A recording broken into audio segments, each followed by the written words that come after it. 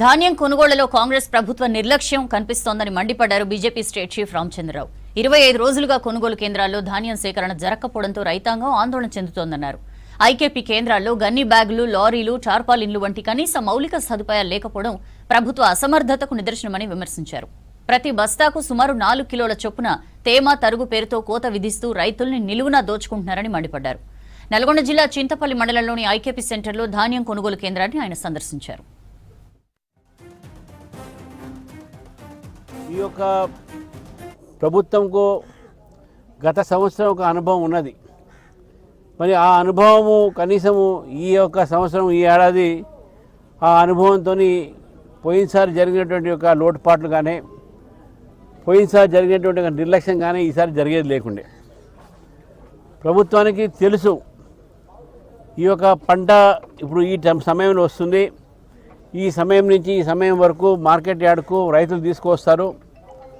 మరి ఎంత ఎగుమతి అయింది, ఎంత రాబడి అవుతున్నది, ఎంత మనం కొనాలి అనేటటువంటి అంచనా వాళ్ళకు ఉంటుంది. వాళ్ళు అదేవిధంగా కేంద్ర ప్రభుత్వానికి చెప్తారు. వాళ్ళు ఏడాది నుంచి తయారీ పెట్టుకోవాలి. రైస్ మిల్లర్స్తో మాట్లాడాలి, లారీలు మాట్లాడాలి, ఐకేపీ సెంటర్ దగ్గర కాంటాలు ఏర్పాటు చేయాలి, రైతులకు బోరీలు ఇవ్వాలి. దబ్బడము, సుతులి, కాంటా ఉంటుంది. మరి చాలా బాధాకరమైన విషయం ఏంటంటే 45 రోజుల నుంచి రైతు ఇక్కడ కూర్చున్న పాపం. భారతీయ జనతా పార్టీ యొక్క బృందం ఈరోజు తిరుగుతున్నదంటే కలెక్టర్లతో ప్రెజర్ పెట్టించేసి వాళ్ళు బలవంతంగా ఎన్ని లిఫ్ట్ చేయాలని లిఫ్ట్ చేస్తున్నారు. ఇంకా అట్టబడి దాదాపు 250 కుప్పలు ఉన్నాయి ఇక్కడ. మేము చూసాం, మీరు కూడా మాతో వచ్చారు. ఈరోజు వీళ్ళు కొనుగోలు ఎప్పటి నుంచి స్టార్ట్ చేసినారు? 25 ఏప్రిల్ నుంచి స్టార్ట్ చేశారు. అంటే ఒక నెల ఆలస్యం చేశారు. ఇది మొట్టమొదటి పొరపాటు యొక్క ప్రభుత్వాన్ని. దాని తర్వాత కొనుగోలు చేసేటప్పుడు కూడా ఆ కొనుగోలు కేంద్రాలు టార్పోలిన్ లేవు, అమాలీలు లేరు. అదేవిధంగా రైస్ మిల్లులకు పంపించే దాంట్లో ప్రతి ఒక్క బస్తాకు 4 కేజీల ఒక ఏదైతే ధాన్యం ఉందో దాన్ని తగ్గిస్తున్నారు బస్తాకు. ఈ విధంగా వాళ్ళు తగ్గించేటటువంటి ఒక 41 కిలో ఉన్నటువంటి ఒక బోరీని 4 కిలో దాంట్లో తగ్గించేసి రైతుకు నష్టం చేస్తూ ఉన్నారు. అక్కడ అమాలీ డబ్బులు కూడా రాష్ట్ర ప్రభుత్వం ఇవ్వాలి. ఆ రాష్ట్ర ప్రభుత్వం ఇవ్వట్లే, రైతులే ఇస్తూ ఉన్నారు. బోరీలు సప్లై చేయలే, రైతు గోస కూడా పట్టించుకోవాలి. ఈరోజు రైతులతో మేము మాట్లాడాము ఇక్కడ. ఈ యొక్క పరిస్థితి ఈరోజు రాష్ట్రంలో నిన్న పడినట్టు అకాల వర్షానికి కూడా చాలా ధాన్యం తడిచిపోయింది. ఒక వరే కాదు, మక్క, ఇక్కడ కూడా మక్క ఉన్నది.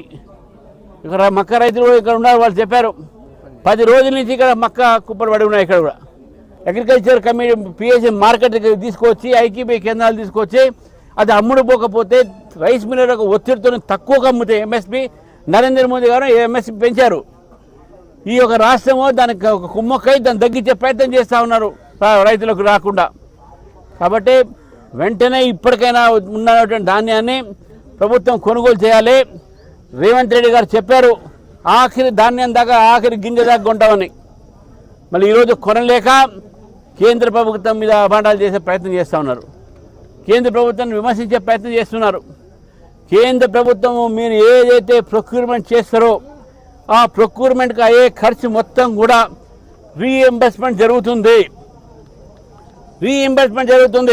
మీరు ఎంత ధాన్యం కొంటే అంత ధాన్యానికి కేంద్ర ప్రభుత్వము మీకు రీఎంబర్స్మెంట్ చేయడానికి సిద్ధంగా ఉంది. మీకు కొనేటటువంటి మీకు సౌకర్యాలు లేవు. ఇక్కడ కొనేటటువంటి మీకు చిత్తశుద్ధి లేదు.